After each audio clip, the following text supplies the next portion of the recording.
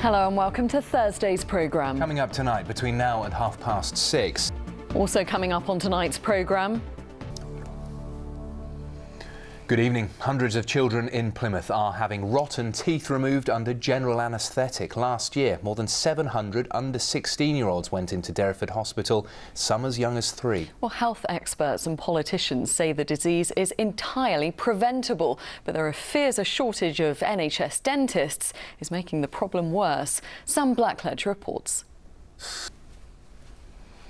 2 supported housing units in Cornwall for people with mental health problems are to close in September.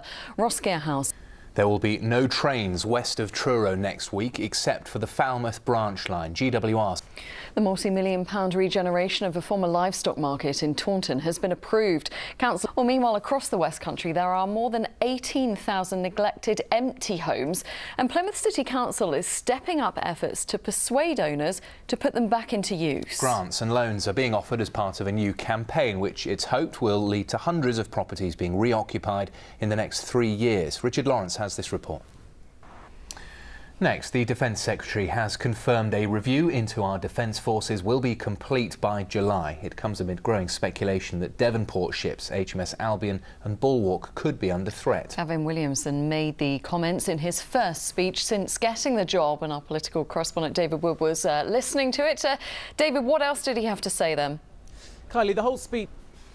A reminder that you're watching ITV News here in the West Country with Kylie and Jonty. Thanks for your company this evening. Still ahead on the programme before 6:30. And the ITV News continues with the national and international stories after us at 6:30. Mary Nightingale has the details. But next on our programme, Butlins in Minehead held a jobs fair today to meet potential new recruits and possibly some who could in the future wear the famous red coat. Well, it was a chance for those interested in the jobs to see exactly what's on offer, and Ben McGrail is there for us this evening. Ben, what are they looking for at Butlins then? OK, Ben McGrail, thanks very much indeed. Now, a woman from Somerset has given up life as a PE teacher to spend 4 months on a tiny remote island in Antarctica. Yes. 0 temperatures. The facilities there are basic to say the least, as I found out when I visited Hannah Johns near the Antarctic Peninsula.